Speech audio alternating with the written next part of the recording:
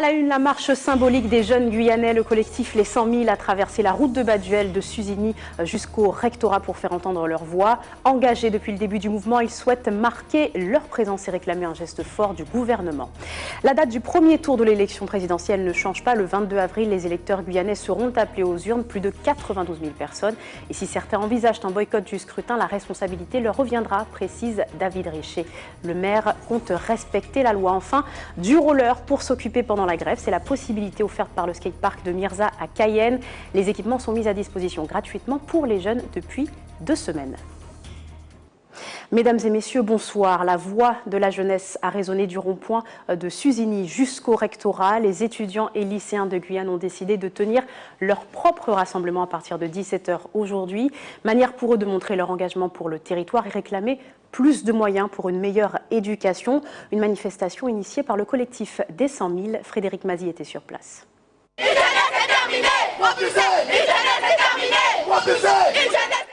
Les slogans sont semblables, les chants sont les mêmes. Seul l'âge des manifestants diffère. C'est la jeunesse pour montrer que la jeunesse est présente aussi sur les barrages, il n'y a pas que les adultes. L'État nous oublie. Et voilà, on est là aujourd'hui tous ensemble. Et on espère que ça impactera beaucoup de monde. Collégiens, lycéens, étudiants et même élèves de maternelle, ici toutes les jeunes générations sont représentées. L'éducation guyanaise est bien sûr la priorité de leur combat. On réclame justement l'égalité pour tous, que tout le monde puisse avoir une école, pouvoir manger, pouvoir rentrer chez eux, dormir. Et là, ça nous montre que les jeunes veulent aussi tout ça. On veut tous une égalité. Il y a aussi une adaptation des programmes pour qu'on sache qui on est, qu'on connaisse notre culture. Dans la foule, quelques cheveux poivre et sel, pas de limitation d'âge pour participer à cette marche. Que moi aussi je suis jeune, pour moi et pour mes enfants et leur avenir. Ce n'est pas que le combat des jeunes, que le combat des étudiants, des lycéens. C'est la Guyane, encore une fois, qui devrait être dans la rue. Un cortège qui ressemble de près à celui de novembre 1996. La jeunesse s'était également mobilisée et avait obtenu la création du rectorat. Rectorat, point d'orgue cet après-midi de la manifestation. Ça n'est que le début, rappelle Michael Mancé évoquant le combat mené en ce moment en Guyane. Les leaders du mouvement et les élus l'ont bien compris. Ils se sont réunis depuis 10 h ce matin pour s'accorder sur la suite à donner à cette mobilisation. De nouvelles directives, une nouvelle démarche qui ont été posées sur papier, mais tout de même un changement au programme. On écoute les précisions recueillies par Natacha Maltaverner. L'Assemblée générale a décidé de ne pas partir pour garder la même ligne de conduite qui a été prise depuis le départ, à savoir la réponse du président n'est pas claire, il n'y a pas de date de rendez-vous, c'est en gros on laisse la porte ouverte pour ceux qui veulent venir. On ne parle pas du collectif, donc la réponse du président s'est faite aux parlementaires et on ne parle pas du collectif, donc il n'y a pas de rencontre.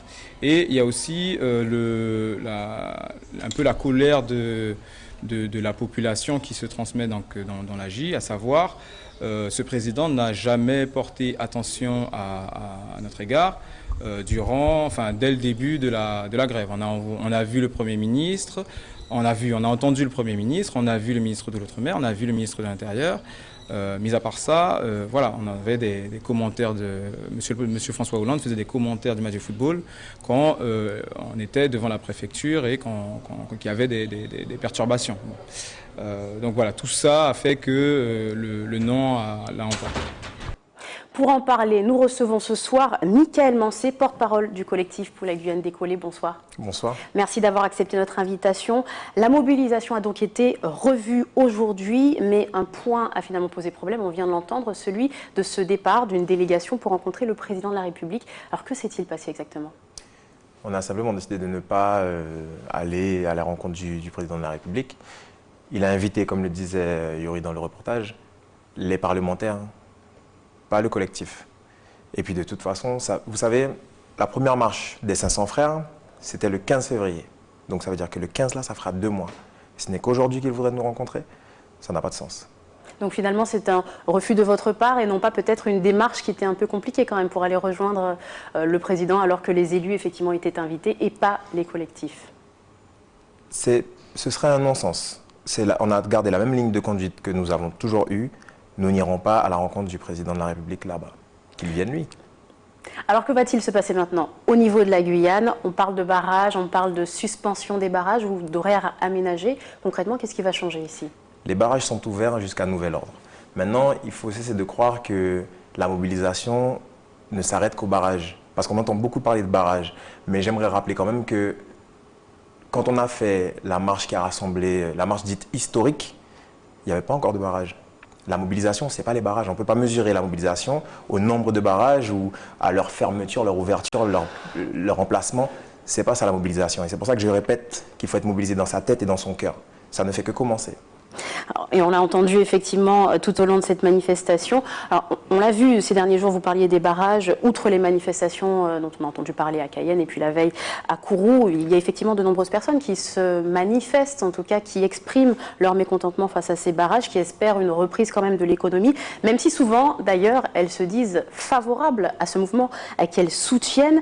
Avant le premier tour de l'élection présidentielle notamment, ils souhaiteraient cette suspension et puis une reprise peut-être au moment des élections, peut-être le jour même, le 7 mai, le jour de l'arrivée du nouveau gouvernement.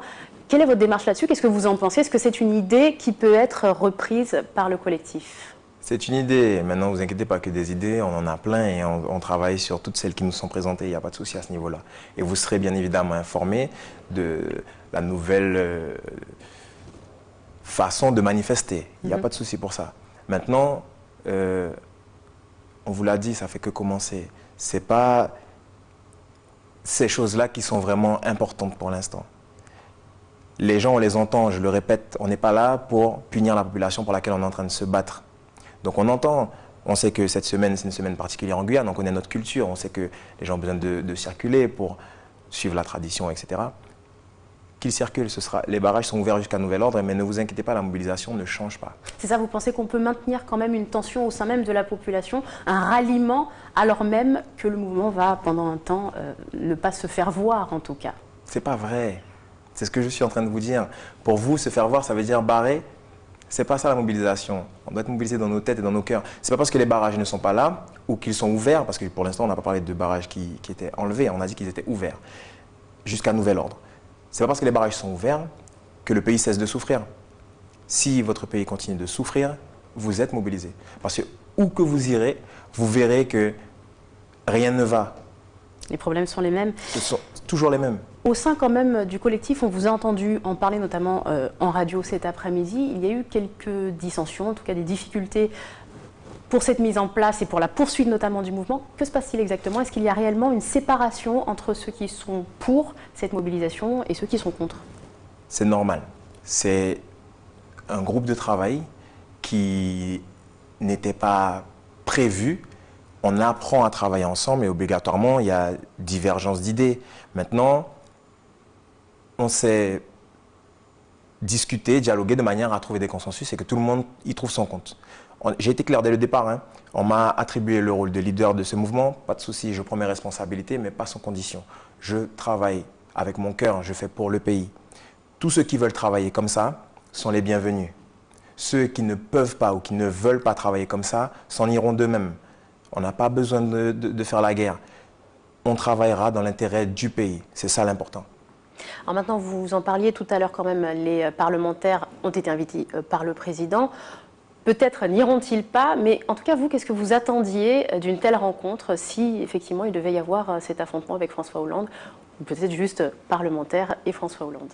Si M. Hollande souhaite répondre favorablement à nos demandes, c'est-à-dire nous permettre d'avoir les 3 milliards que nous demandons de manière à ce que la Guyane puisse décoller, qu'il nous réponde. On n'a pas besoin de se déplacer pour ça.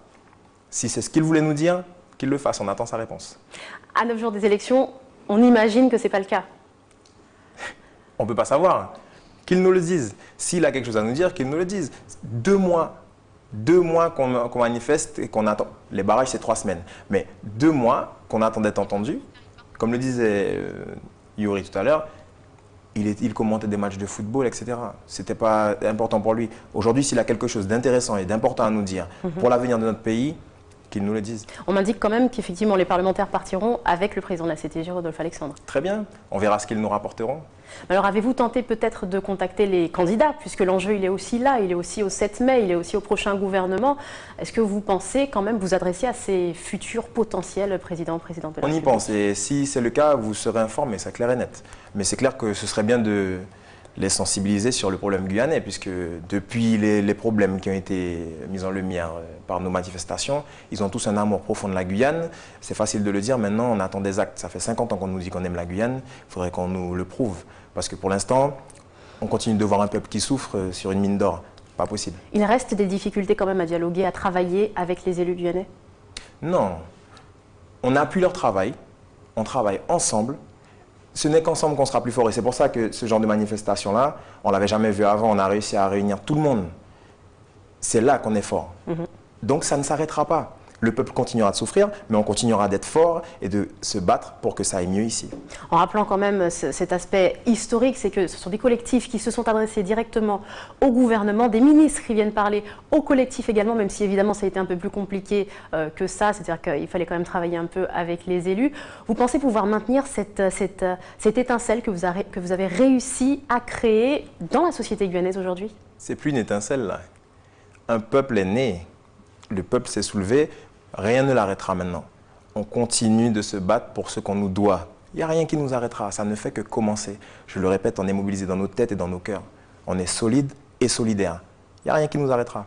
Merci beaucoup, Mickaël Mancé, d'avoir été avec nous ce soir. Et justement, en parlant d'échéance électorale, eh bien, 4 des 11 candidats à la présidentielle n'ont pas pu envoyer leur profession de foi pour le premier tour chez nous. Celles qui sont arrivées seront mises à disposition dans les mairies, mais pour les autres, ainsi que les enregistrements sonores des candidats, ils restent consultables sur le site internet de la préfecture. Plus de 92 000 inscrits sont attendus dans les 115 bureaux du territoire. Précision avec Natacha Maltaverne. En raison du mouvement social qui dure depuis 3 semaines, 4 des 11 candidats à la présidentielle n'ont pas pu envoyer leur profession de foi pour le premier tour. Le délai a été fixé au 10 avril. Vous ne trouverez donc pas les professions de foi dans vos boîtes aux lettres. Celles qui sont arrivées seront mises à disposition dans les mairies. Les autres, ainsi que les enregistrements sonores des candidats, sont consultables sur le site internet de la préfecture. Les bulletins de vote, eux, seront bien disponibles puisqu'ils sont imprimés en Guyane. Le premier tour de l'élection présidentielle aura donc lieu le 22 avril, le second tour le 6 mai. 92 990 inscrits sont appelés à voter dans les 115 bureaux mis en place sur le territoire. Et si des appels au boycott se répandent depuis quelques jours comme une autre stratégie dans le mouvement social, ce sera aux électeurs d'en décider, car les maires du territoire ne comptent pas enfreindre la loi. Écoutez les explications du président de l'association des maires, interrogé par Kerwin Alcide et Joanne Manus. Les maires mettent tout en place, comme c'est prévu par les textes, pour que les administrés puissent venir voter dimanche prochain. Et puis je rappelle à tout à chacun que le maire qui se refuserait de mettre en place ces éléments risque d'aller au pénal, risque du TA et en plus en référé. Donc je ne pense pas qu'un maire doit s'amuser à freiner le jeu des élections. Maintenant, il appartient à chacun de prendre son choix. Celui qui ne veut pas voter ne vient pas. Celui qui veut exprimer un mécontentement peut voter blanc, etc. Donc je crois qu'il vaut mieux laisser la population voter, choisir son président que de le subir. En tous les cas, c'est ce que je pense. David Richet, qui l'a annoncé hier, il renonce à se présenter aux élections législatives des 11 et 18 juin prochains. Une marche arrière provoquée par la peur de créer des divisions au sein de l'association des maires qu'il préside. D'autres maires, notamment, vous le savez, Gabriel Serville, briquent aussi le poste de député. Sur la première circonscription, le maire de Roura apporte plus de précisions au micro de Kerwin Alcide et Joanne Manus. Cette mobilisation m'a ouvert les yeux et devrait ouvrir les yeux de beaucoup de monde, pas que les politiques, de beaucoup de monde. Je crois qu'on est sur une autre ère aujourd'hui, un autre aspect de la politique, un autre aspect de la chose publique, tout simplement. Et donc, l'association des maires dans ce conflit a besoin d'être forte, d'être soudée. Et je crois qu'un président des maires que je suis, à partir du moment qu'il est candidat, fragilise notre association parce que chaque choix, chaque posture que j'aurai aura certainement, pour certains en tous les cas, un côté électoraliste. Et puis enfin, ça m'a ouvert les yeux puisqu'on voit bien que au niveau local, finalement, on arrive à se faire entendre. Moi, mon leitmotiv, c'était de dire qu'il nous fallait un député fort qui tape du poing sur la table, un peu le style que j'aime imprimer. Et je m'aperçois que finalement, on ne peut pas se faire entendre. qu'avec députés ou 4 parlementaires, ça reste compliqué. Là, c'est une nouvelle posture que j'adopte et là, c'est un choix du cœur et de raison que je fais. Voilà, en déplaise à certains, pardon à ceux qui m'ont accompagné jusqu'à là, mais je pense que c'est une décision sage par rapport à ce qu'on traverse aujourd'hui. Sur la deuxième, il est évident que j'apporte déjà mon soutien à Chantal Berthelot. J'ai été son suppléant, je sais le travail qu'elle fait, qu'elle fournit, avec le sérieux avec lequel elle le fait. Maintenant, il reste quid de la première circonscription et je devais me présenter. Maintenant, nous verrons, mais je serai actif aussi sur la première circonscription pour que nous ayons un bon tandem, donc vous pourrez compter sur moi. Déjà 24 jours de mobilisation et 21 jours d'école fermées dans tout le territoire. Si des cours de soutien sont dispensés pour maintenir les acquis scolaires ou préparer des examens, depuis un peu plus de 2 semaines, le skatepark de Myrza a décidé d'ouvrir ses portes gratuitement aux jeunes de Cayenne. L'occasion pour eux de briser l'ennui et se dépenser. C'est le choix de ce jeune rider rencontré par Ayodele Germa et Charlotte Fleury. Ils sont déjà une petite quinzaine à patienter devant la grille du skatepark, une demi-heure avant l'ouverture. Aujourd'hui, c'est le dernier jour de gratuité en période de crise. C'est vraiment pour permettre aux gens qui sont un peu enfermés chez eux de pouvoir sortir, comme pour les enfants, puisque les petits-enfants de 5 ans, voire un peu plus, ne comprennent pas réellement la situation et qui sont enfermés chez eux, je pense que c'est pas de leur faute. Donc leur permettre de venir faire du roller gratuitement, je pense que c'est important. Beaucoup d'adultes et d'enfants nous ont dit que ça fait plaisir de voir un lieu où il y a beaucoup de personnes, où on s'amuse et en plus que c'est gratuit, c'est ouvert à tout le monde, donc ça fait plaisir. La gratuité en solidarité au mouvement social s'achève demain pour laisser place à une autre. Pour les jeunes des quartiers prioritaires, c'est encore gratuit tout au long de l'année. Donc les quartiers prioritaires, on peut en nommer comme ça, mais bon, il y a Olisette, il y a Mango, il y a Plohermel, Montlucas, il y a certaines zones du centre-ville de Cayenne. Donc il y a plein d'endroits comme ça qui sont catégorisés dans les quartiers prioritaires. Et donc les personnes qui viennent de ces quartiers ont accès gratuitement au skatepark pendant les horaires de session libre. Les horaires de session libre, c'est 5 jours par semaine, dont le week-end. Donc là, en fait, ils peuvent rentrer gratuitement au skatepark. S'ils ont leur matériel, ils viennent rouler, donc c'est gratuit. S'ils n'ont pas de matériel, ils peuvent le louer sur place à 2 € la location. Du haut de ses 15 ans, Kennedy est le prodige des rampes. De fait, son entrée est gratuite. Lui qui vient de la cité Anatole, quartier prioritaire. Il enchaîne les figures audacieuses, parle peu et sait ce qu'il veut. Je vais faire du roller, je vais être champion du monde. Sa plus bonne qualité, c'est qu'il n'abandonne pas, il persévère à chaque fois et c'est ce que j'admire chez ce petit garçon. Pour Kennedy, la passion prime, la gratuité n'est qu'un coup de pouce. En Guadeloupe, c'est une tradition à l'approche du week-end pascal. Chaque année, ils sont nombreux à partir à l'assaut de la chair de crabe. Karen Diamin et Linda Kayarsi se sont levées aux aurores pour prendre elles aussi le départ de la pêche au crabe et nous faire découvrir par la même occasion le métier de crabiellet. On regarde. Depuis 6 heures, comme chaque matin, Brandon sillonne les marécages à la recherche du crustacé, si convoité. Du crabe blanc, du crabe bab. Ouais. Et si tu veux, tu peux mettre des... pour attraper des crabes siliques, les petites nasses. Au bord de mer, au bord. Après quelques minutes de marche et de repérage, phase très importante. Il faut bien choisir, qui veut dire, il y a une grosseur, ouais. Il y a une grosseur maximum qu'il faut regarder, sinon on n'attrape que des petits. Et ça, ce n'est pas bon. Le jeune homme met en place ses pièges confectionnés avec son grand-père. Je suis de nettoyer un peu, retirer tout ce qu'il mange, pour que ça puisse bien rentrer, la trappe. Si c'est un peu trop là, il faut le mettre à mesure, pour que ça puisse bien s'asseoir. Quand il va remonter, il va voir ça, il peut aller nulle part, ouais, de toute façon. Il faut qu'il y a à manger dedans, il faut qu'il reste pour venir manger. Habitué à chasser les crabes depuis son plus jeune âge, Brandon a disposé dans cette zone une dizaine de pièges qu'il vérifie 2 fois par jour, matin et soir. Si on ne s'enlève pas mes attrapes, je prends tous les jours, quand même. Gros, petit? Non, des moyens, des petits. J'ai des crabes de ça. Aujourd'hui, la pêche aura été particulièrement bonne. Le jeune homme aura attrapé une 40aine de crabes qu'il ramènera d'abord chez lui avant de les revendre. Moi, c'est 5 crabes, 10 €. Je mélange les moyens avec les gouffres. 5 crabes, 10 €. C'est comme ça que je les vends.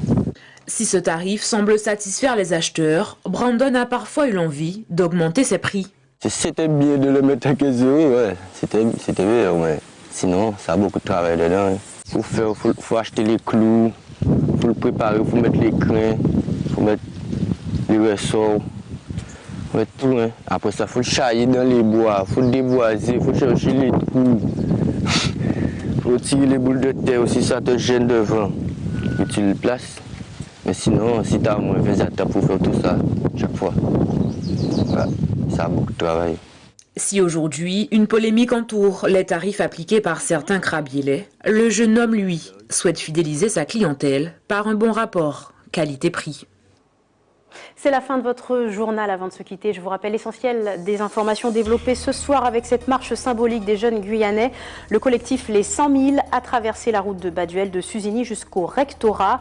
Engagés depuis le début du mouvement, ils souhaitaient marquer leur présence et réclamer un geste fort du gouvernement pour développer l'éducation. La date du premier tour de l'élection présidentielle ne change pas. Le 22 avril, les électeurs guyanais seront appelés aux urnes. Plus de 92 000 personnes. Et si certains envisagent un boycott du scrutin, la responsabilité leur reviendra, précise David Richer. Les maires respecteront la loi. Enfin, du roller pour s'occuper pendant la grève.